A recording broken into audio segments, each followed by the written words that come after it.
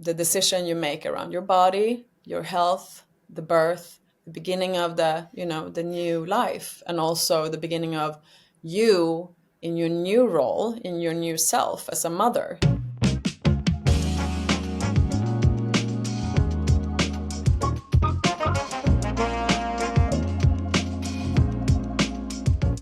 Welcome to the Soul Circus podcast, a space where we explore transformation, healing, and personal growth.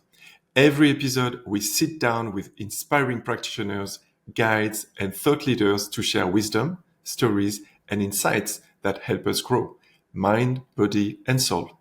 I'm Lionel, and I'm so glad you're here. Let's begin.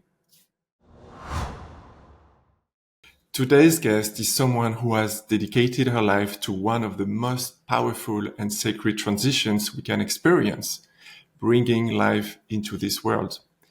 Maria Bengtsson is a multi-author, journalist, doula, CEO of Brado Organics, and a mother of three. Through her books, Pregnant with Body and Soul, and Giving Birth on Your Own Terms, as well as her work as a doula and an entrepreneur, she helps women reclaim their own power in the birthing process, a process that for decades has been medicalized, industrialized, and often disconnected from the wisdom of the female body. In today's conversation, we'll explore what it means to surrender into what many see as life's most painful transitions, how birth can become a gateway to transformation, and how this philosophy extends to many areas of life, including entrepreneurship and healing. Hi, Maria. It's such a pleasure and honor to have you with us today. Thank you so much for joining. Thank you so much for having me, Lionel. It's really an honor to be here and have this conversation with you. For everyone listening today, could you start by sharing a bit of your story with us? How did your journey into the world of birth, motherhood, and personal transformation begin? When I got pregnant with my first child, I was living in the United States, in San Francisco, with my husband and the father of my children. And I was studying to become a journalist, and I'm very curious by nature. So when I became pregnant, I was reading everything I could. I really did my research to learn as much as possible. I was listening to other people's stories. And I came across a small article in a Swedish magazine. I was spending the summer in Sweden when I first learned that I was pregnant. And this was a little story about a woman who decided to give birth completely on her own up in northern Sweden. And I thought the story was so inspiring, and also it made me start thinking about different options of giving birth, which I hadn't before.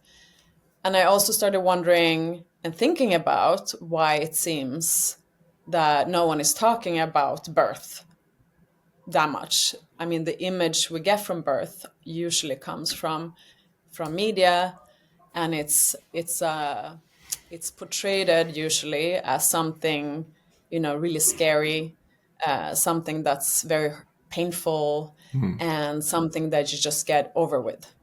But I had an intuition that it was about something more, something deeper, and I really wanted to take my time to figure out what I wanted and what I needed. So this little story about the woman who gave birth by her own in her house planted a seed in me. And I also remembered my grandma's stories. She grew up in northern Sweden as well, and she often talked about how she came into this life with her mom giving birth all by herself in the middle of the winter. It was like a snowstorm outside, and the neighborhood woman, she didn't manage to get there on time, but she got the help of the siblings, just helping her with practical stuff. And so I thought, well, this is something women have done always, actually.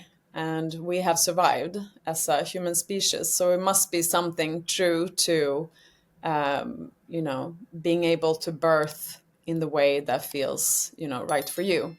So, anyways, I decided to give birth at home with two midwives that attended the birth, and it was among the most amazing things I've ever done. I was so very empowered by the experience, and I the love for my daughter was very immediate, and our attachment and bond was strong from the beginning. So I also started to become curious about the beginning of life and how important it is and how it affects the baby and also the mother baby bond depending on the birth. So I kept on reading, and I decided to become a doula to be able to support other women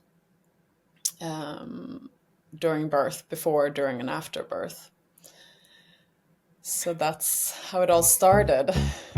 Curious about working with a coach, healer, or guide? At Soul Circus, we connect you with trusted practitioners from breathwork and energy healing to meditation, yoga, and more. Browse profiles, read real reviews, and find the right match for your journey. Head to soulcircus.io to explore. And now, back to the show. So that was right from your first birth, your first child. And I guess Yes. you did the same for your second and your third child. Even maybe Yes. even more, like you gave birth at home as well. Yeah, they're all, yeah, I have three children and they're all birthed in water. Um, I give birth in water in my house with people that I chose to attend the birth. And but at the time I had my two sons, many years had gone by and we had moved back to Sweden.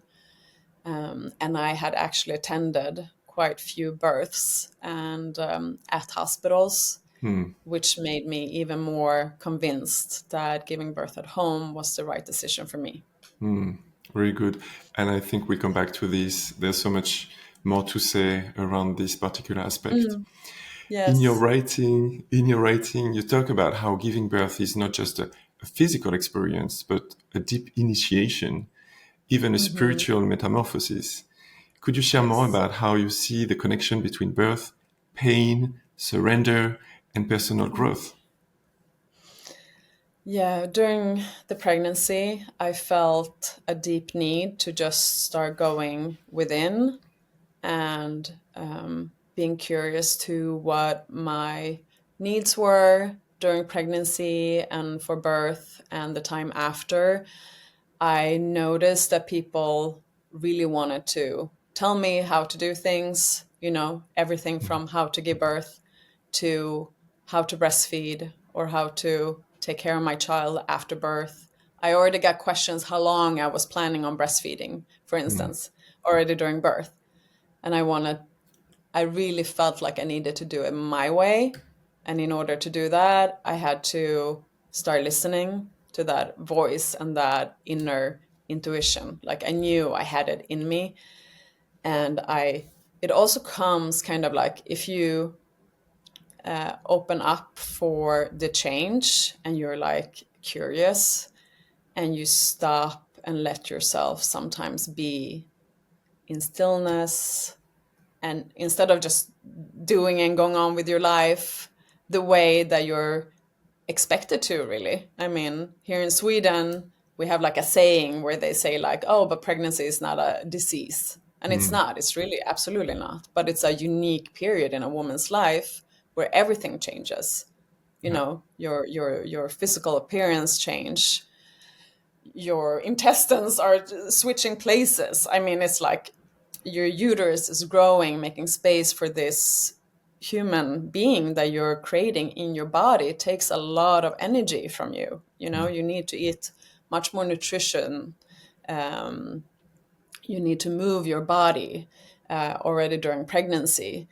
And I've seen this from my own experience, how your body's not made to sit still in front of a computer all day because it creates problems in Yeah. your body. It's not strange that you get pains and you get all kinds of stuff going on if you're not able to follow your body.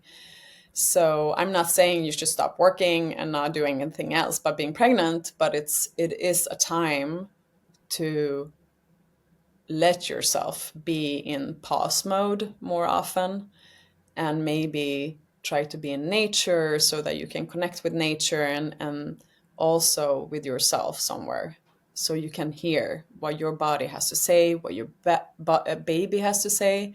Because I also think that if you listen, you also hear what the baby needs, and you start the contact, you start the bond, you start bonding with your baby already during pregnancy. And if you, I mean, most couples or women who decide today to, in the Western world at least, to have a baby, she has usually planned it, or she has longed for it for a while.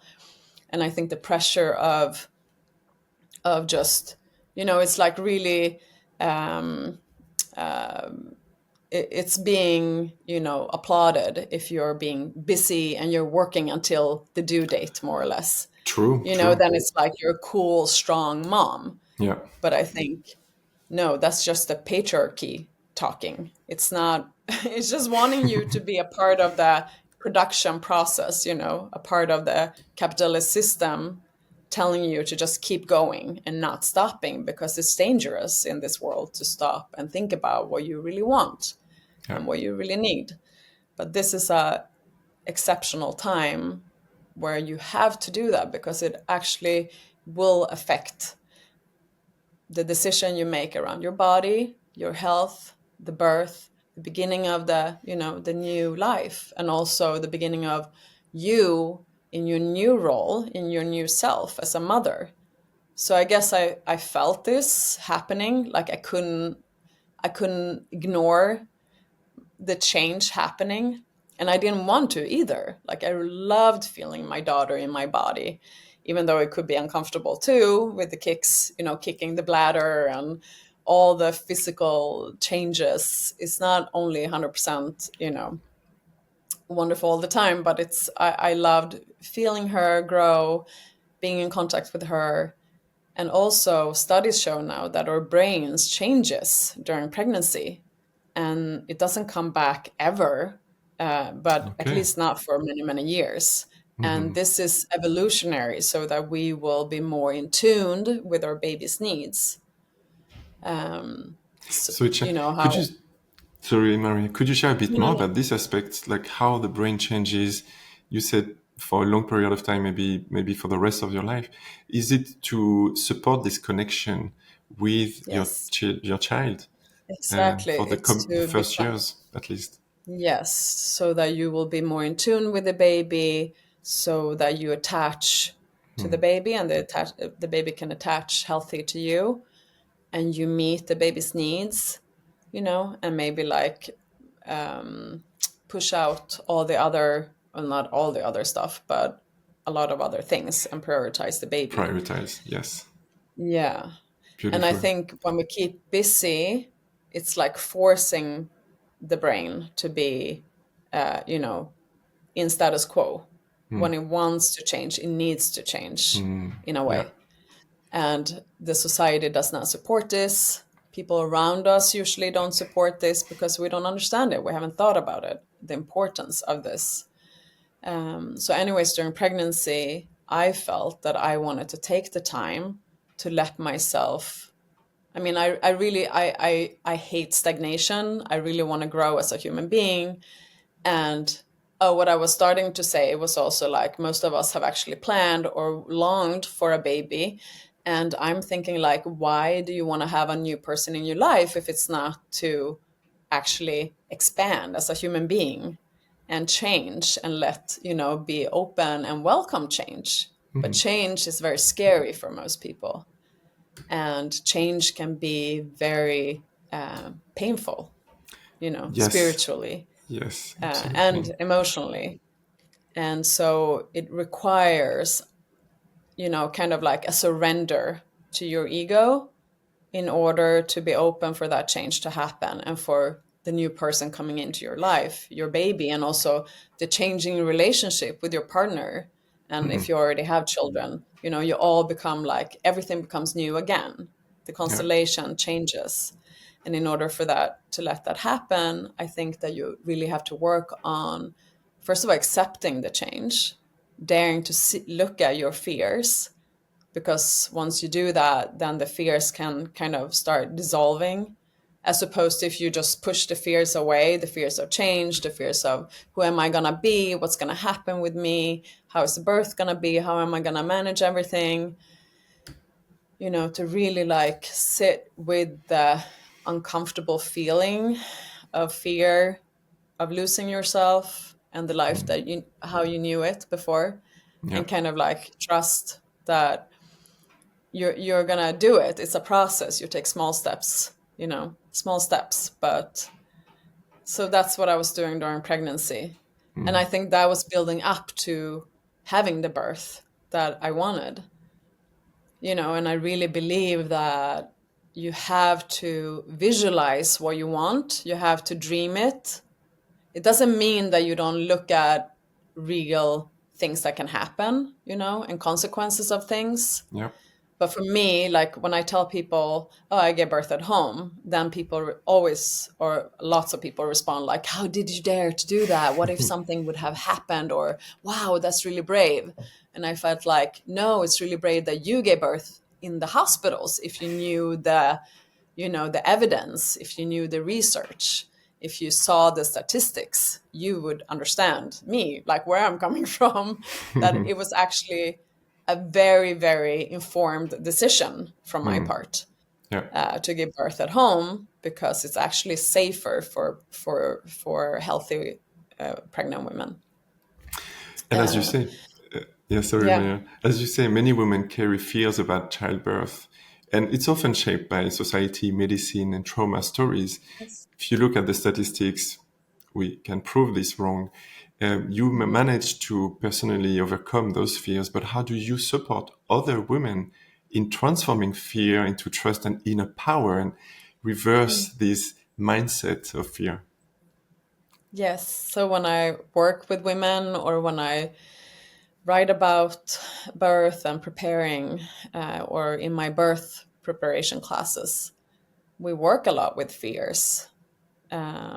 We put everything on the table and we look at them and we're seeing them, and we're like,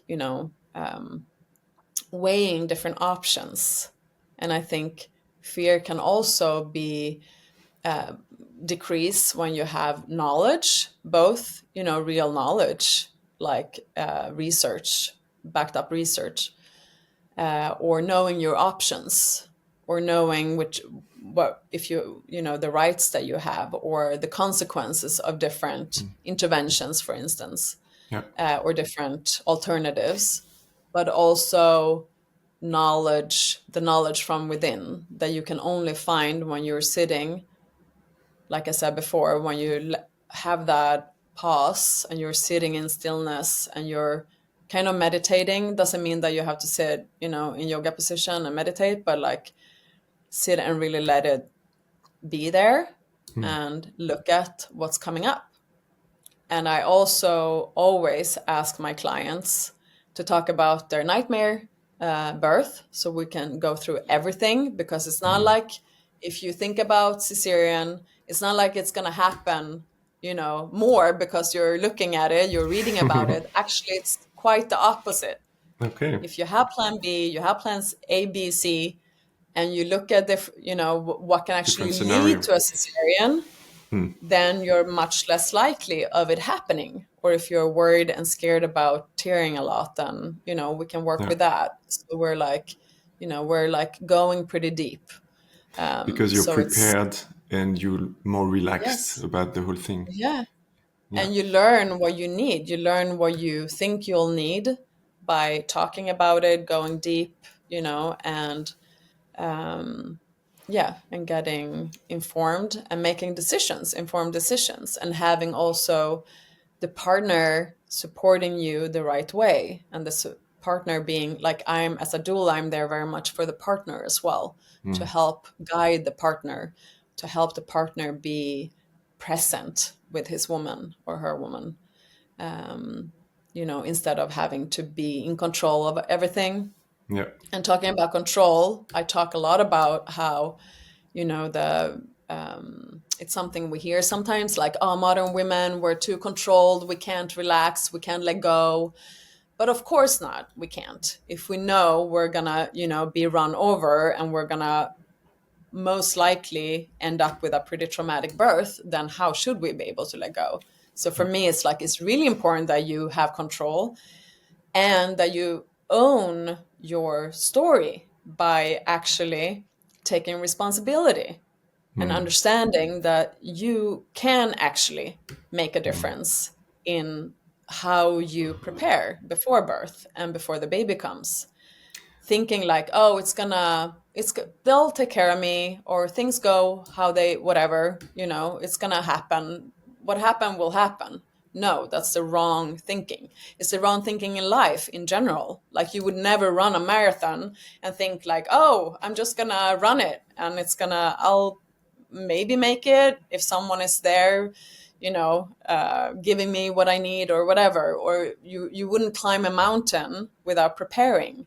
You wouldn't even buy a car without preparing and doing your research and asking the questions and thinking about what you want. But a lot of women and their partners will go into birth without even preparing or thinking about it, and thinking like, oh, give the responsibility to someone else. Exactly. I love when you say own your story.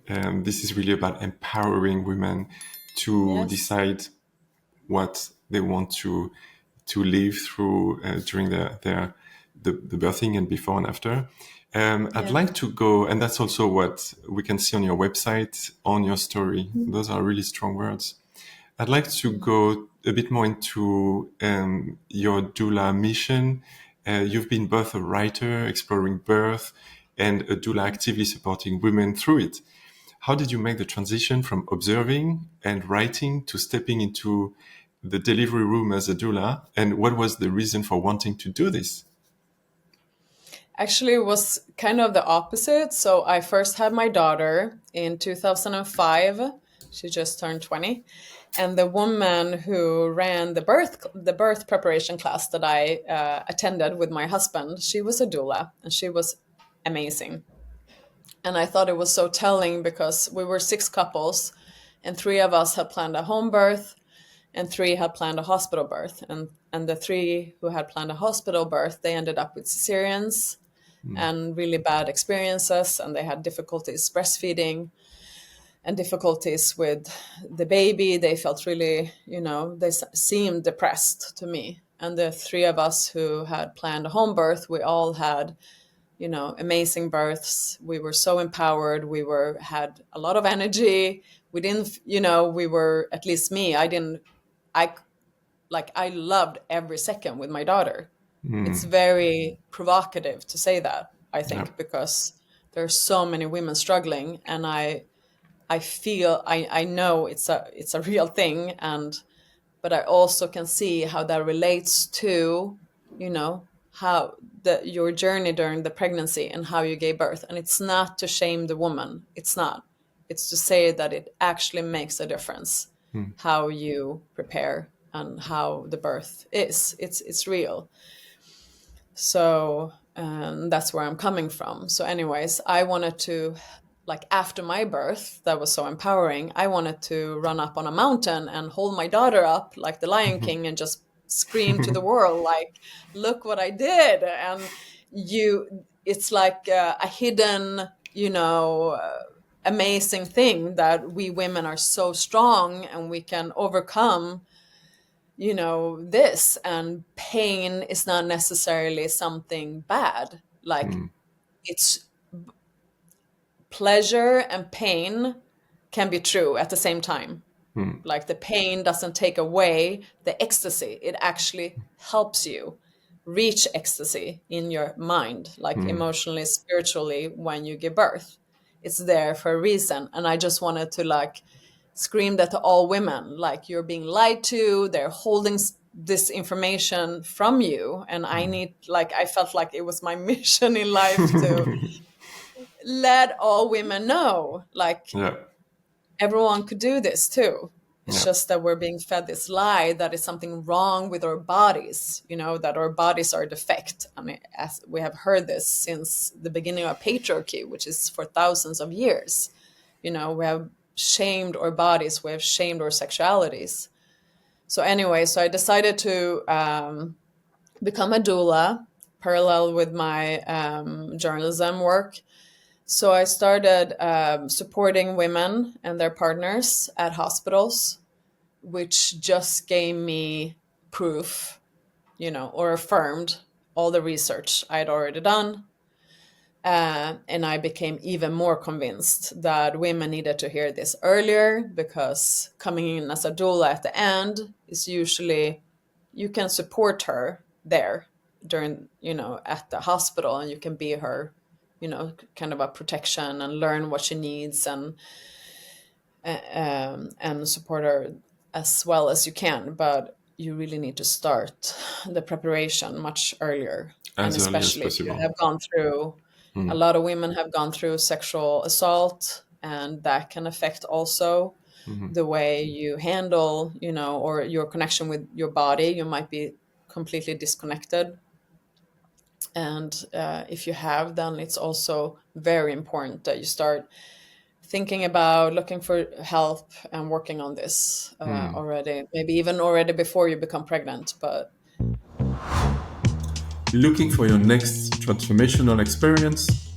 Dive into the Soul Circus event calendar, where you'll find workshops, retreats, and sessions designed to support your personal growth. From mindfulness and movement to deep healing, there's something for everyone. Discover more at soulcircus.io. Yeah, yeah, very very so good point. I was working as a doula for a few years, and then a friend of mine who was also a doula and an author living in the US, we decided to write these books, because we wanted to, support women already before birth. Can I show your And the whole, books? Now we are speaking about yes, them.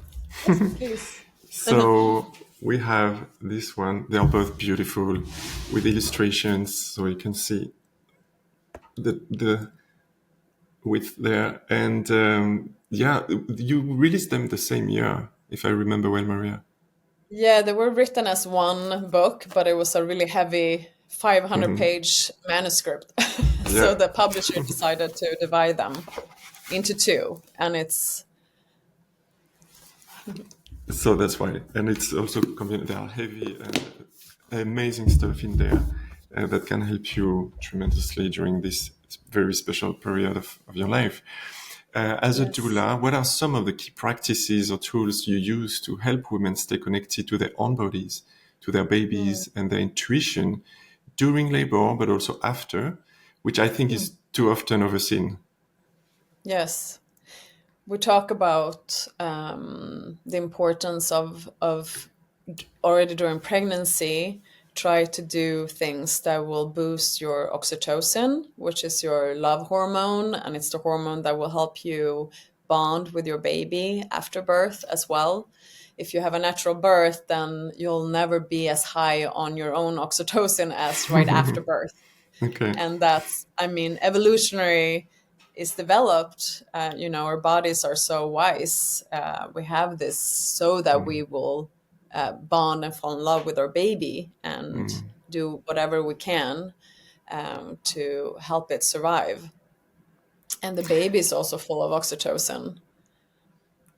And So, yeah, so I talk a lot about the hormones, the importance of hormones, and we talk about the body, the sex, our sexuality, yeah.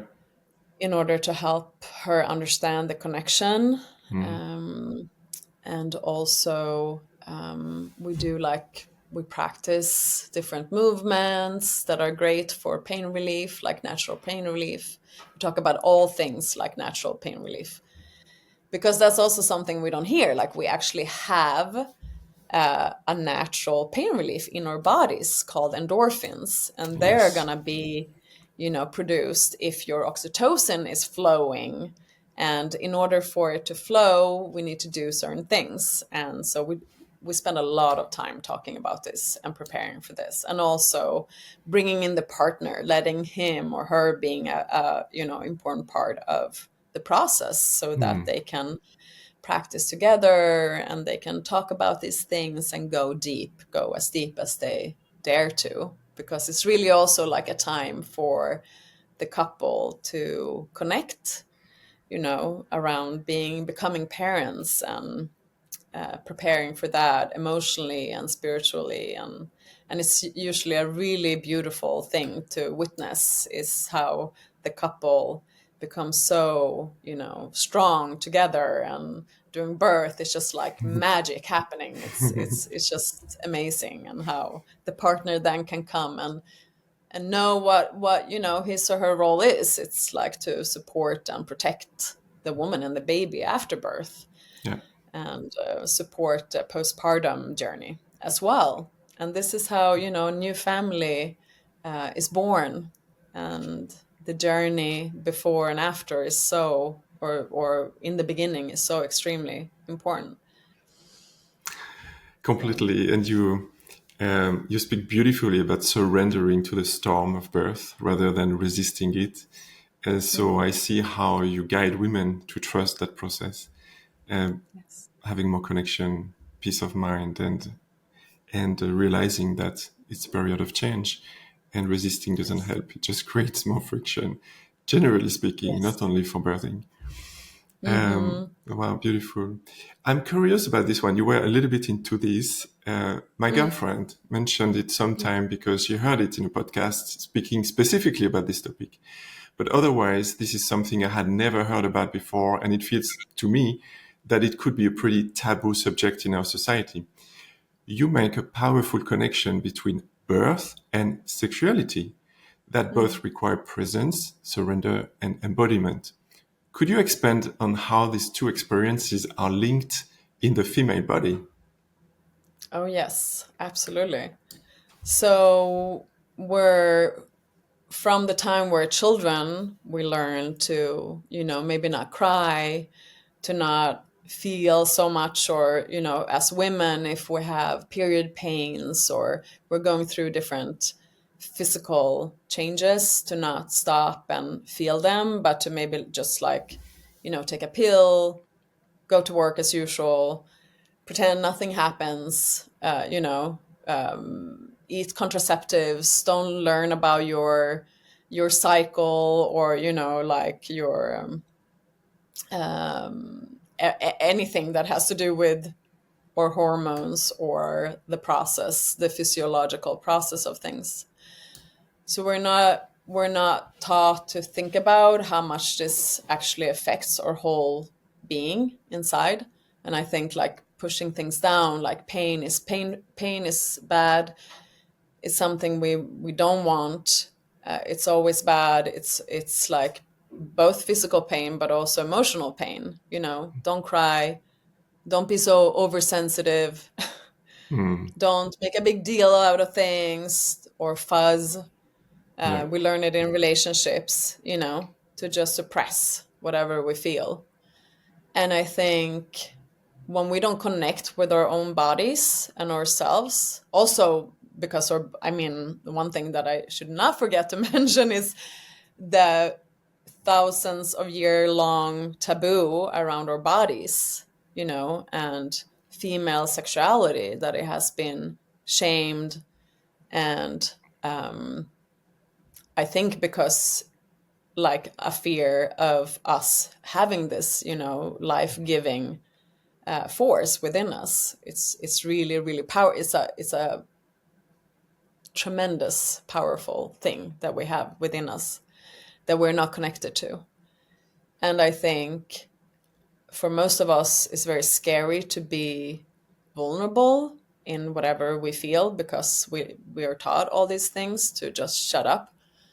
We don't connect with ourselves. We don't connect with our loved ones. It's very, very scary to be present. We're always up in our head because that's what our society will, you know, count as something. Yeah. And also this like notion that our bodies should be controlled, just like nature should be controlled and exploited. The female body has been exploited too.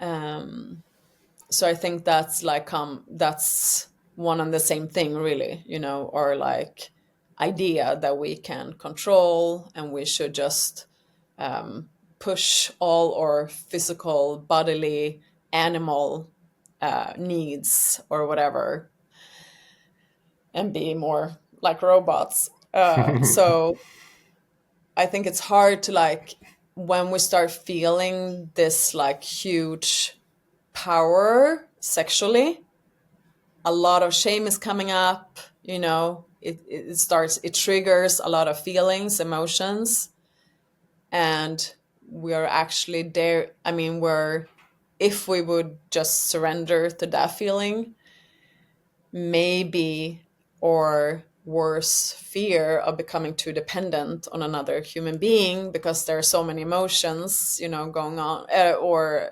hormones in your bodies, like this oxytocin, which is the love hormone, which is the attachment hormone. Like if you experience it, you might feel like you're become obsessed with something, almost, more or less. It's because you're actually attaching and you're creating bonds. And since bonds are, something dangerous in our society, we do everything we can to not go there and not go deep there. So we're not really used to feeling this power within us, I think, that happens when you have like a meeting with another human being sexually, and you both just like release this and surrender to the force, the sexual force, and the orgasmic force. And when you're like in an ecstatic kind of consciousness, or a rise of consciousness, I would say, Yeah.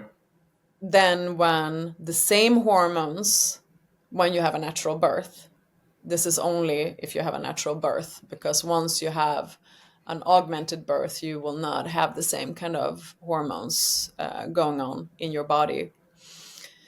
But if you have a natural birth, then this same kind of force will go through your body. The contractions are a force that feels very scary, because we're not used to, welcoming this force. Yeah.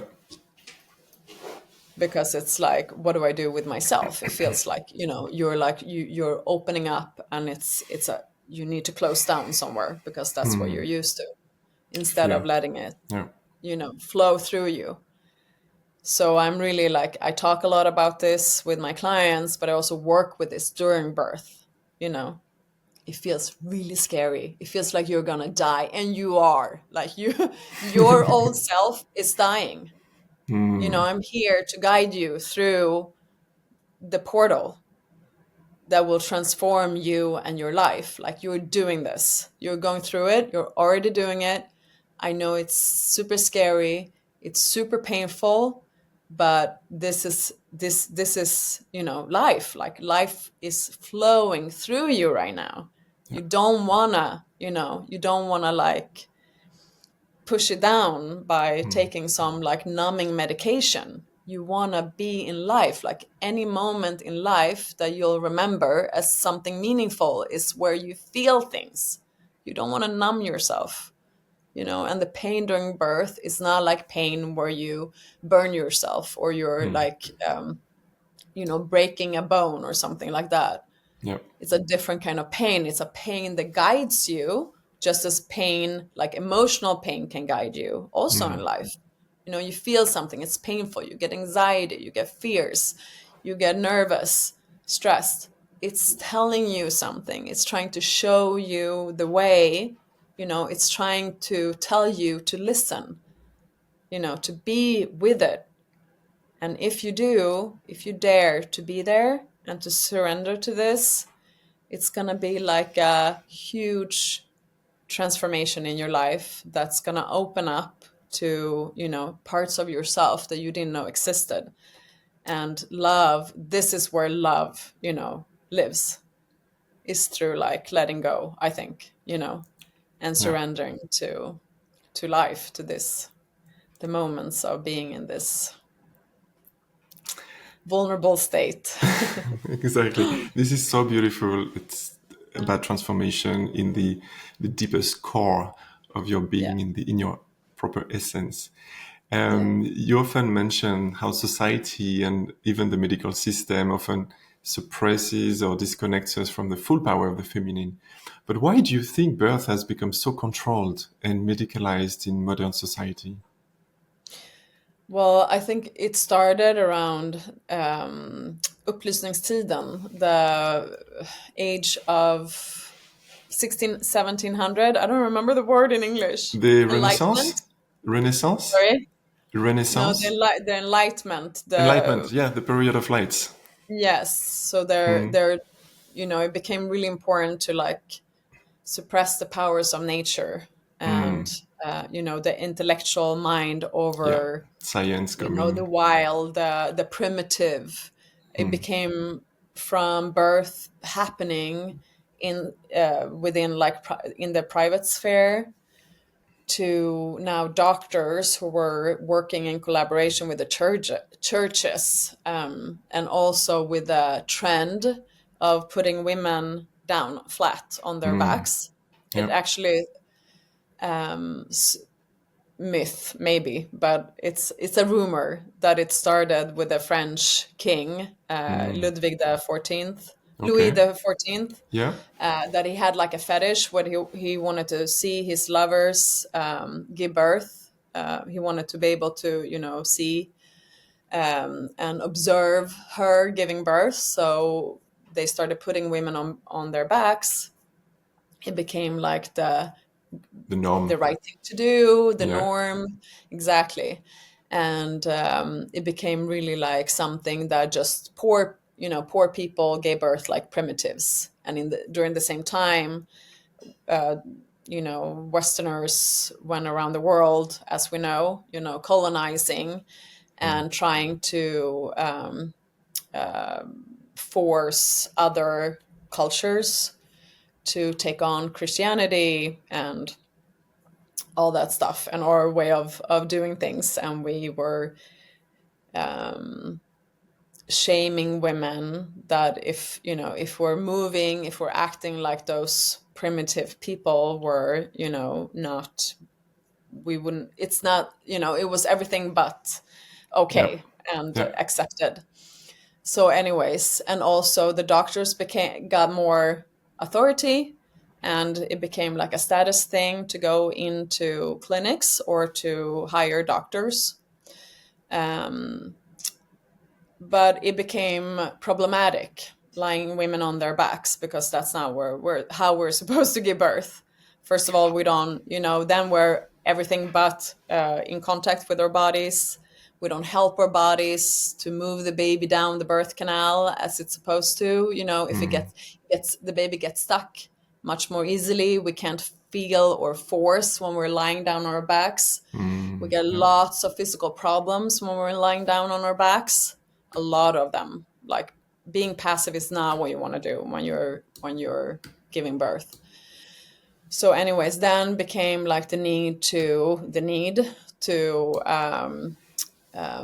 do like different like birth innovations like the forceps or the Mm, other horrible tools to help the baby out, and then lots of other tragic things happen with women and babies. And I mean, we have a long history of like forcing birth and creating lots of problems. And once birth started happening in the hospitals, like around the 1800s, that's when women started dying because they got like a bacteria that actually came from the doctors not washing their hands after handling dead people, going directly into the birth rooms, doing vaginal exams and giving a new woman, this bacteria. But when we think about birth being really, really dangerous and women dying like flies, this is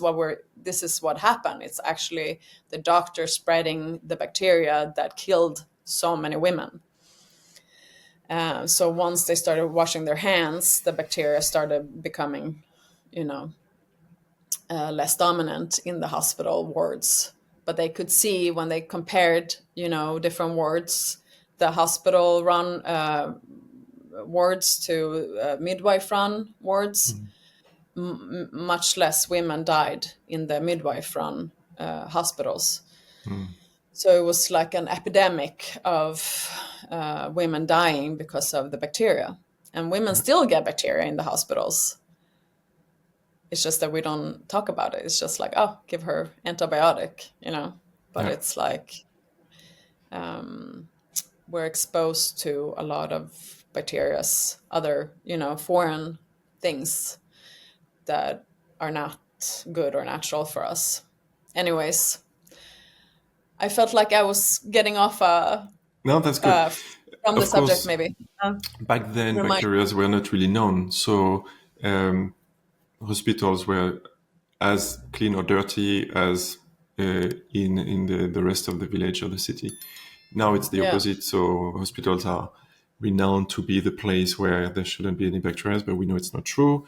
right. So yeah, a lot of discussions can come from here. But thanks so much for your lights on this. And didn't know about Louis XIV and this.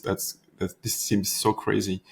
Would you, just to reflect on this, would you say there is one birthing position that would be the main one, or you really go with the flow, like you said, the movements, the energy, and a variation of positions? Yes, a variation of positions during the birth is very good, and the woman, if she's not constrained to a small place, she usually does different things in order to help the body and the baby to rotate, in a healthy way. So if she gets too scared, or when we're getting into the hospital and she says yes to vaginal exams and to the fetal monitoring and she needs to lie still, then fear and pain can paralyze her. And then I need to help her. And also, for, the contractions usually stop because the animal instinct in us is to actually shut off the birthing hormones, which are oxytocin and endorphins. They're like dancing very, in a beautiful way in our bodies for birth to move along. But if we feel a threat, it can be an unconscious threat, then it shuts down the production of oxytocin. And so our contractions pauses or slows down or completely stops. And that's when, we have maybe taken the taxi or the car to the hospital and we're being asked a lot of questions. We come in there and it's maybe cold, it's like sterile, we meet new people, it's an environment we don't feel familiar with. Maybe we think, intellectually that we're safe there, but our animal, the Instinct. primal instinct says, no, you're not safe here. You don't know these people. You don't know what's going on. You have heard all these stories that it's actually going to hurt you physically and emotionally. And it's going to be a really hard, you know, experience. Then it's like shutting down, and this is an amazing thing we should be so thankful for, because evolutionary developed this kind of like response so that we don't give birth when we're in danger. Yeah. Just imagine when we lived out in the forest, we had to be able to stop giving birth if we met a bear or some Some kind other of kind danger. of danger. Exactly. So this is what happens to us women as well, but we don't talk about it, and we make it the woman's fault. We say that she's verksvag, like her contraction, her it's something wrong with her body because her contractions are not effective enough. Yeah. And this is usually where women start having like a time pressure that she needs to get her contractions going within a certain amount of time. If she's not, and the contractions make us open and dilate, so that the baby can start coming down in the birth canal.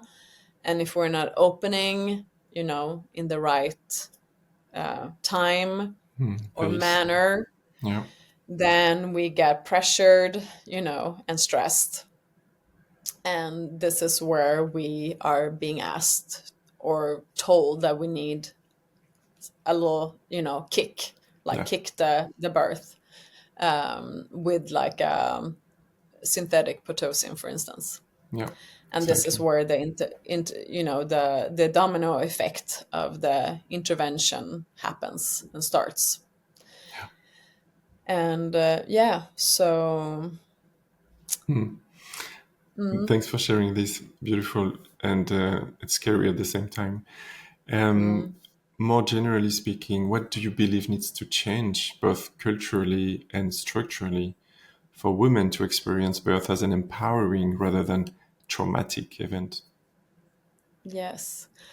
Now, when you ask the question, I just remember now how I wanted to finish the last question, which is really important to not have women hanging there like this is, what's gonna happen if you go into the hospital. There's definitely a way to turn things around, and I always do as a doula. Like, I help the woman to pick up her own contractions by relaxing. Like, I always make the room dark again, or maybe not again, but I make the room dark.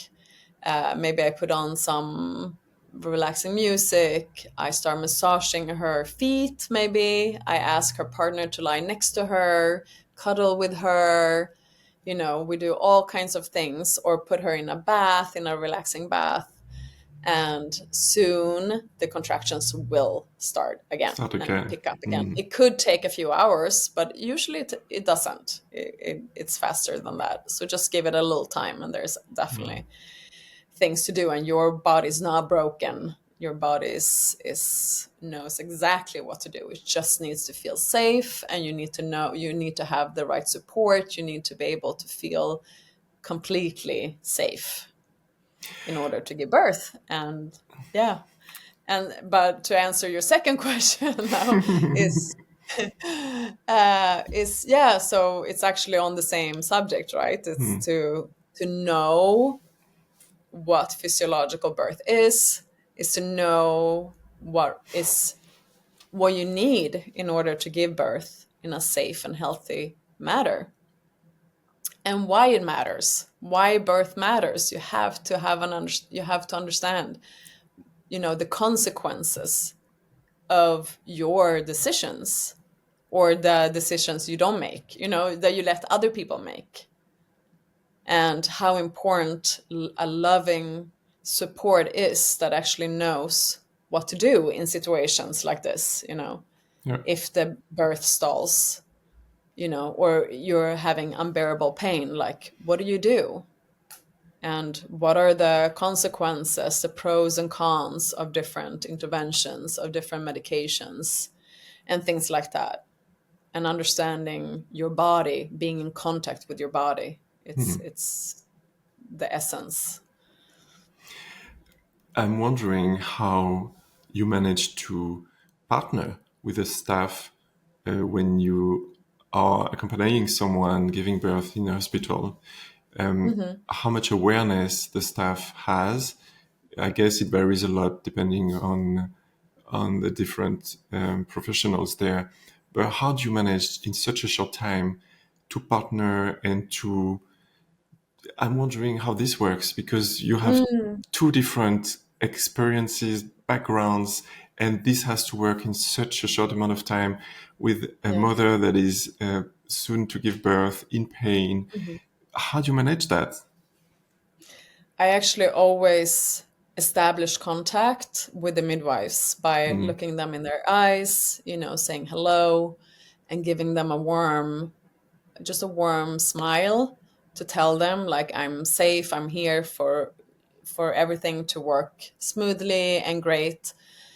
And she's usually very happy and thankful that I'm there, because they're so overloaded with work and they don't have time to be continuous support for the birthing woman or her partner, mm, so it's very stressful for the midwives, usually, actually. So we're always, I think I've never met anyone who hasn't welcomed my support, because they know it's, I mean, that's the job they should be doing, is being there, holding the woman, and just, you know, doing everything they can for her to feel safe. But they can't, because they need to be medical nurses. Like, they need to be checking on so many things. They have to follow the routines, the PM. And if they don't, they actually risk losing their job. So I understand they're like tied, you know, by their hands and Yeah. feet. They can't. So they're also happy that I am like, you know, I know so much about the woman's needs and requirements or whatever wishes, and I can speak for her when she can't speak, or when she shouldn't speak, because we shouldn't be up in our neocortex when we're giving birth. We should just be in our bubble. Yeah. So, So they and they're really understand. usually Yeah. happy to see that, because it's Yeah. like it's too late to inform someone during birth, usually. Yeah. Exactly. So yeah, they see you as a wonderful support that they should Yeah, embrace because it makes their yeah, work easier, and absolutely. also yeah, probably a relief for them. And they can also, as you say, they jump in, jump off. It's not always that they can stay, and there are shifts No, they're depending on usually, the they have duration. several women giving birth at the same time, so they Exactly. can't stay inside the Yeah. room. Yeah. Now And then if you we have a look, nervous yeah, partner, and just having someone holding him, you know, the partner, yeah. it makes a big difference, because a scared partner will affect the whole atmosphere in the room, Yeah, of course. you know. Are you a coach, healer, or practitioner ready to grow your presence? Soul Circus is more than a platform. It's a growing wellness community where your work is seen, valued, and supported. Set up your profile, offer sessions, and connect with people actively seeking your unique skills. Visit soulcircus.io and sign in as a practitioner. We'd love to welcome you. Now, back to the show. Thank you. If we look a little bit at a higher level, do you feel that there is a growing movement of women choosing more natural, autonomous, and conscious birthing experiences? Have you seen any cultural shifts recently?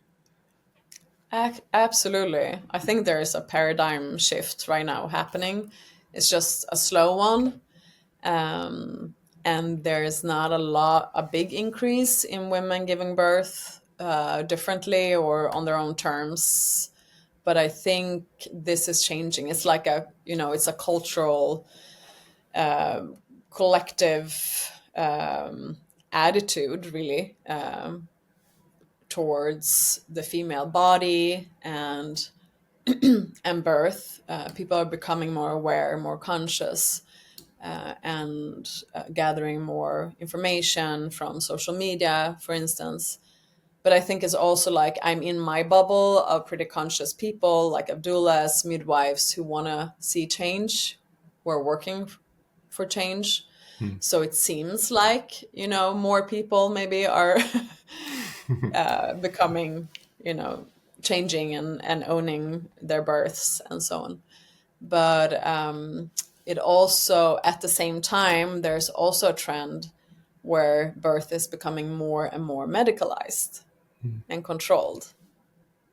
But I also have to say, I'm also working as a doula right now, and I have visited most of the hospitals in the larger Stockholm area, and almost all of them have birthing pools, for instance, portable ones, so they can fill up a big, you know, birthing pool in Yeah. the room, or a smaller one. But that's very different from like only 5 years ago, for instance, where birth was, or water birth was thought of dangerous, you know, and most midwives and doctors didn't know To use it, to how make to use of it. support a water birth, for Yeah. instance. So things are changing, and also they're talking much more about informed choice inside the hospitals. Like, before they do something, they want the woman to approve of whatever they are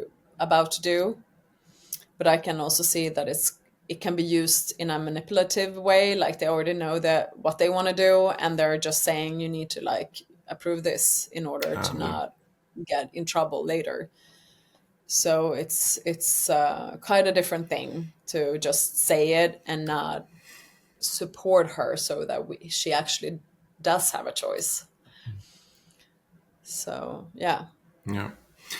it's going You've slow, but there It's is going slow, but yeah, there's a shy trend towards this, yes, I would say. Good. yeah.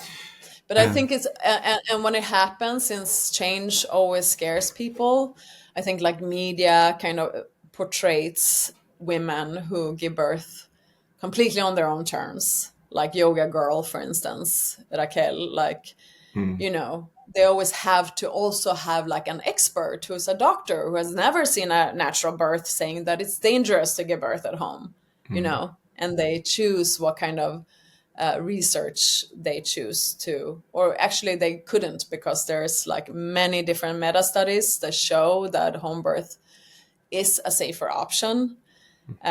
So that especially for second moms who are giving birth for the second time, and it has all kinds of much better outcomes on all all levels in every aspects. way, Yeah.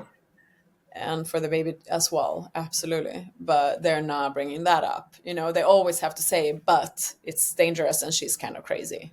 That's like the The usual the stuff. underlined message, Yeah, it feels like. of course. Until it changes and everybody wants to go this way now because, so yeah, trends. But we are talking about going back to the roots. So hopefully we're really going towards this and this will remain. You've developed tools not just for birth itself, but also for preparation and postpartum healing. Can you share some of the practices you recommend to mothers before and after birth to support their emotional, physical, and spiritual well being? Yes, I think writing is a fantastic way of learning, what you need, and to bringing fears up to the surface and dealing with them. And also look for real help if you have been traumatized by sexual assault, for instance, or you have other really deep wounds around your body, because being in contact with your body is essential in order to own your birth, and also for breastfeeding to work, and understanding your hormones, like reading up on that, understanding the importance of it during pregnancy. So Kerstin Unas Moberg is a researcher in Sweden. She has spent her life researching oxytocin. She has written many books about the subject. And she's saying that you can actually train your body to pick up the oxytocin production Okay. faster if you're like used to it. So the more oxytocin you can get going during your pregnancy, the better, because then during birth or right after birth, when you need, the milk production to start producing, or, your breasts producing milk, or being relaxed with the baby, and for the uterus to start contracting, to stop the bleeding and stuff like that. Yeah. You can never practice it enough in a way, like, but understanding how it relates to all these different physiological processes, and to not try to not do too much, like try not to change maybe a job or redo the whole house right before the baby comes or right after, or run around and meet tons of new people to show the baby off to everyone. Like, remember that there's time for that as well. Your body needs healing. You were pregnant for 9 months. It took time for the baby to grow. And it's a, you're going to be a parent for the rest of your life. To take care of yourself from a holistic aspect, that you need tons of nutrition, you need time, you need relaxation, you need people to just help you, nourish you, so that you can take care of the baby if you're gonna, you're planning on breastfeeding. Yeah. And it's a lie that you don't have enough milk. It's a matter of your oxytocin production. It's So directly understand, linked. So, yes. yeah. And all these things are linked to each other. It's okay to just, be in your bubble. In Yeah. some cultures, they say that you should stay put 40 days after birth because it takes around that long for the uterus to heal Yeah. and the rest of your body and emotionally to start, being in tuned with the baby's needs, get to know the baby and you as a whole, as a family, to start getting in a flow. Then you can invite people in. And if people want to come and visit you, ask them to bring something. They can come, they can give you a massage, or they can come with a wholesome, nutritious meal for you and your family. Yeah. Or Good do idea. something else, do the laundry. I love that in the US they do like a meal tree, so that all the friends and family, they make sure to, to collaborate around this meal tree where everyone makes a real, like a wholesome, warm meal for the new family, and they just go and they hang it on the door every day, so that, Wow. the new family can just bond and Yeah. be together. And not be And I busy think with so being preparing. is very hard for most of us. And this is something you need to practice with yourself, with your partner, Yeah. so that it doesn't feel as awkward and hard to just be in this bubble, Yeah. interact. Maria, you are also the CEO and co-founder of Brado Organics. Tell us a bit how this project was born, what inspired you to create it, and how you see it complementing your mission as a doula and writer. Also, if you could share what kind of products you offer through Brado and how they are Yeah. designed to support women during pregnancy, birth, and early motherhood. Yes. So my colleague Christina Turner and we have worked together as birth advocates since 2012. We wrote a book together, and we also, during COVID, actually 2020, we started Bright Organics to further support women and birth workers. So we wanted to help them to get the oxytocin flowing. We went to Debbie in New Forest in England, who's an aromatherapist, to help us to create blends that would help the woman with whatever we wanted her to feel. Like, for instance, to surrender to birth, going deep into this, scary, dark place and surrender to it. So we created an oil called Into the Deep, and then we created another one for the woman, for her to dare to open up to the process, and actually physically as well. So it started with the intention of supporting birth and motherhood. We also have like harvested organic tea blends that helps like milk production or the baby's tummy if it has like gas or stomach ache, and also for the woman, like, yeah, different herbs for different things. Yoni steaming, another blend filled with vitamins and minerals to support a healthy uterus, for instance, or healthy blood. And now we're launching two new ranges and a few more new products and a totally new look of Brido, because we want to broaden to all cycle of life, actually, for anyone who want to be more in tuned with their feminine essence and in contact with their bodies, and to support hormonal health, and also like the nervous system, like a healthy nervous system, which I think most of us needs in this We do. busy time of like constant, overflow of stimulation and information. So just like help people wind down and relax and be more in the flow, and to, really get in contact with themselves with the help of nature. Yeah. So Speaking everything of we do is like non-toxic, organic, with no additives or yeah, bad stuff for the skin, the body, the nature, other people's children, your own children. yeah, Yeah. We have and massage oils that I use during birth, which are amazing yeah, for, I've getting smelled those one and sorts it smells divine. It's so good of. and so natural. It feels just the best you can get. So I think you're gonna release a new website soon.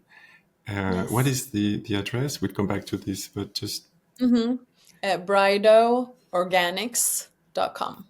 and I love the story about the Brido name because I didn't know, but Mm. Brido is a Scandinavian goddess, right? Yes.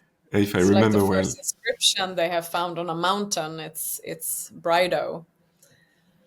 So So I cool. think Could you tell a bit more about this goddess? Do you know a bit more about her we particularity? don't know a lot, but historians think that this is where like Bridget comes from, which is she's celebrated as a helgon, A saint? a saint in the UK, for Mm. instance, or bride.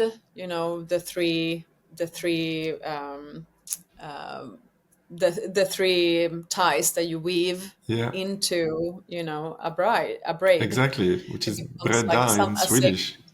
Yeah. Yes. And now we actually got our braid because we have a third person who is fitting into our Aha, see? company beautifully. So we're seeing ourselves like we're weaved three, Mm. unique people together that, we all come in with or personalities and or traits, but fitting each other Yeah. perfectly. Anyway, so we would like to, um, with our products and with Brido, really inspire everyone to come in contact with their inner, feminine essence that holds so much strength and wisdom, and to learn and practice really, and being in that innate intuitive knowing How do you with the help balance? of, Yeah. sorry. How do you balance the roles of being a mother, a doula, author, entrepreneur, and how does your personal experience as a mother of three continue to inform and inspire your work? Yeah, it's not an easy thing to balance everything.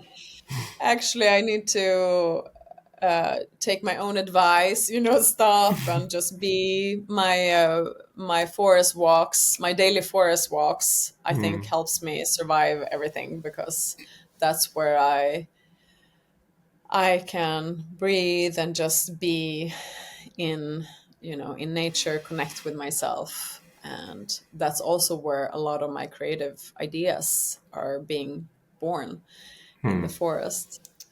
And my children are my guides in life. I mean, really, I'm learning so much every day from being a mother, and their different and unique personalities, and the way I choose to see them as human beings, and what they're bringing to our mutual life. It's not me teaching them everything, I'm trying to guide them, but they are teaching me so much every day. I just have to be open and daring to let them, Mm. you know. So,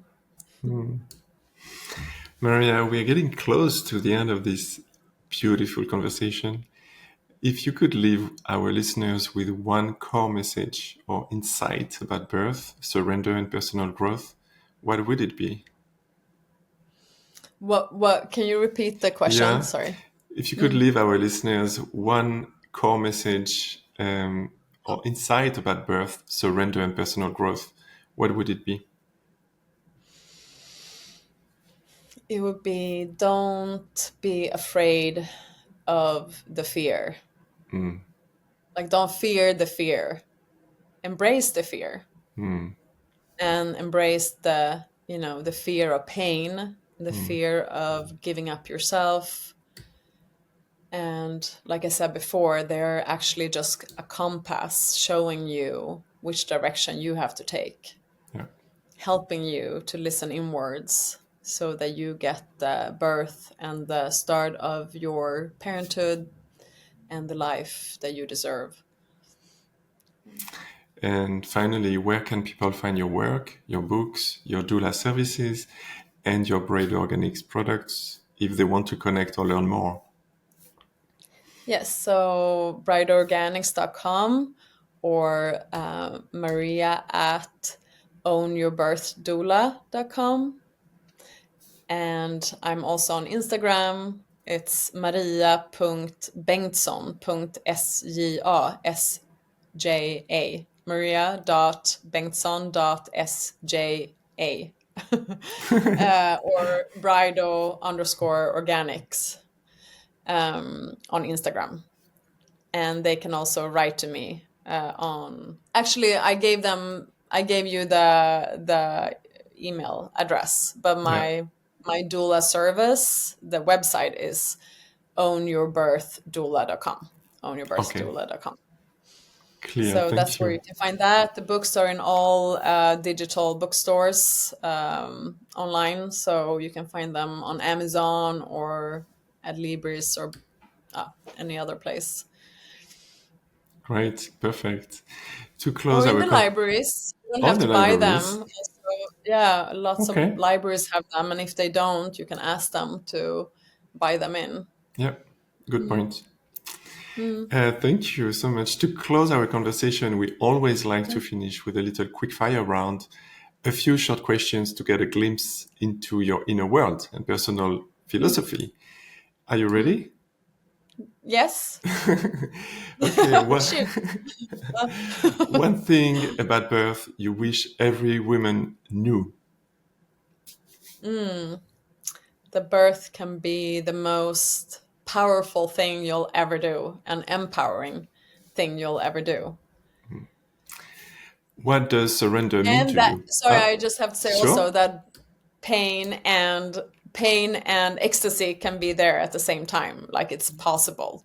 Yeah, and probably amazing to experience. Mm. What does surrender mean to you? Surrender means not knowing everything, trying to accept that I can't foresee everything, that I can't control everything in life, and to be open and curious about what's coming, really, and trust myself, trust my intuition, and follow, daring to listen to my inner voice. What are your morning and evening routines? I actually use Bright Organics oils because they're amazing, and they always make me feel, like I'm starting and ending the day with relaxation and with physical touch. So I'm using the oils all over my body, in my face, after a shower or before going to bed, because they always help me reconnect to myself and to my body, feel like I'm here, I'm walking on this earth as a human being, Yeah. and I have a choice every day to start the day anew, you know, by being connected to myself, which is going to help me be connected to my children, to other people, and to Mother Earth as well. So, and I always sleep amazingly on the oils because they go right into the nervous system. So they'll, you feel so ready to go to bed or start your day. A moment in your life when you felt completely in your power. Giving birth, for sure. Or I have to say also when I'm having like profound sexual experiences is where I feel super powerful. A quote or mantra that you love. Yes, I have. I love Brene Brown's work. She's an American scientist, researcher, and I would like to say two quick quotes, if I may. Of course, with pleasure. Okay. So she said, only when we're brave enough to explore the darkness will we discover the infinite power of our light. And she also said, owning our stories can be hard, but not nearly as difficult as spending our lives running from it. So true and so wise.